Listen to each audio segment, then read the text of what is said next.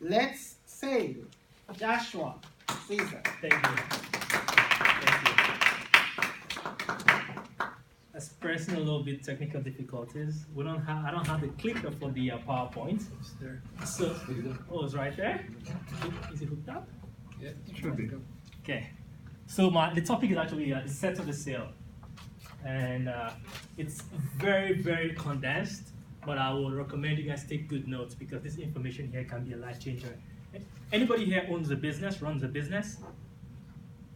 You do? Amazing. So you will love this information because it's something that in schools it never taught. So, okay.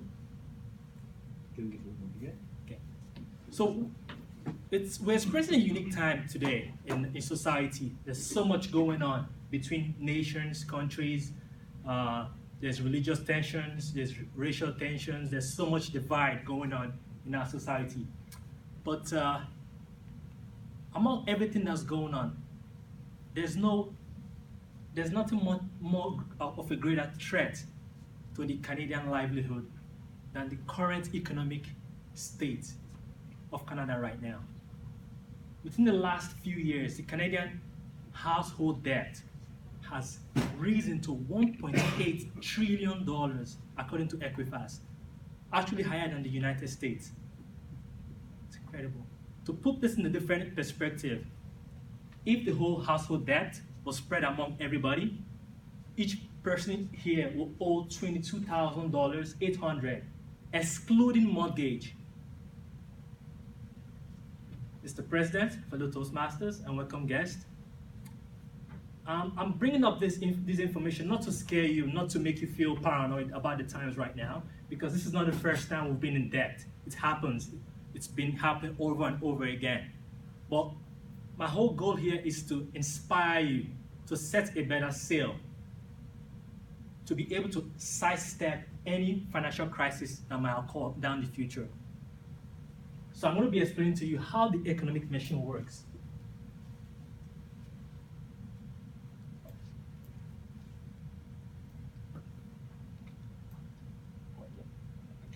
Okay, so the economy, it's a machine, and like any other machine, it's made of simple parts. Simple parts come together to make this huge machine. Simple parts come together, and it's driven by human nature. And if you're students of human nature, you know that human nature fluctuates. We're never at a baseline state. We're always up and down. Today you wake up happy, tomorrow you're sad, and anything that's like that. Same thing with our economy, highs and lows. Driven by three main forces. First is the productivity growth. Productivity growth is the more you produce, right? The more growth the economy experiences. We go to school, get a better degree, finish school, have a higher paying job, then we'll make more than minimum wage. They'll become more productive to the economy. The second factor here, I don't want you to pay too much attention here, I will explain it later, is the short-term debt cycle. All I want you to know right now is this happens between every 5 to 10 years.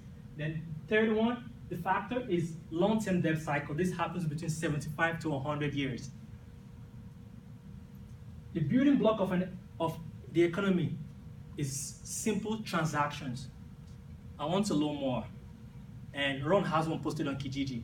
I go to Ron's house and pay him.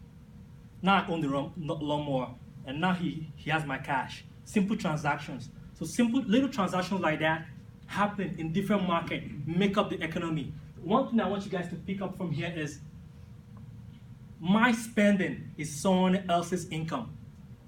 So if I spend more, someone else makes more. If I spend less, someone else makes less. That's the key information I want you guys to pick up here.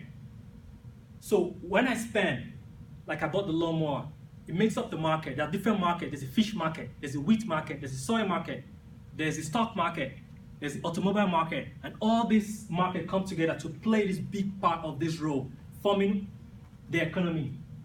The big players in the economy, the central bank, the central government. Central government has two roles, collecting taxes and redistributing these taxes back into the economy.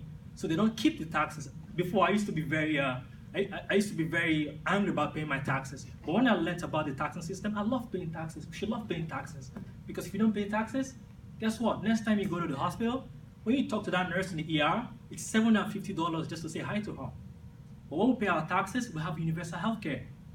So I just brought that up. Central bank. So central bank has two roles. One, it controls interest rate. Two, it has the ability to print money. When interest rates are normally low, it's easy to get loans. Loans are cheaper. When interest rates are high, it's hard to get loans. Loans are more expensive. The most important part of the economy is credit, because this is where the fluctuation comes from. Credit. Take note of this word credit. So credit is basically me borrowing from my future self. So I want something that I can afford. Guess what? I'm being paid $80,000 and I have a credit card of $10,000. Then I overspend. So I'm borrowing from my future self, saying I'm going to spend less sometime in the future to make up that money that I borrowed. So that's how it happens. So because we borrow, we have cycles. So I borrow right here, then that's sometime in the future I have to spend less to pay back. Guess what happens? Because my income is my spending is someone else's income, that affects the economy and drives it down. So here we see back and forth, short-term debt cycle every 5 to 10 years, right? Well, guess what happens? Interest rates are low, right? Then everybody's spending. Houses prices are going up. Everything is going up. Crazy. There's money everywhere. Central bank sees that there's so much spending, starts to increase the interest rates. Then guess what? It comes back. And because productivity it's right here. This is our loan right here. So eventually it builds a bubble. It has to come back down. It has to come back down to actually catch up back to productivity, because our productivity has not, you can't overspend too much. This is what you make, basically. This is where we're living. So eventually, this is a long-term debt cycle. They have to be what they call a deleveraging. This happened in the 1930s in the US and in 2008. That's when you saw so many people filing for Chapter 11 and Chapter 7 bankruptcies. This is what happens. So what is my end goal here? What I want you to leave here with, it's oversimplified. The economy is more complex than that, but this is what I want you to leave with. First, don't have debt rise faster than your income. Then two, don't have your income rise faster than your productivity.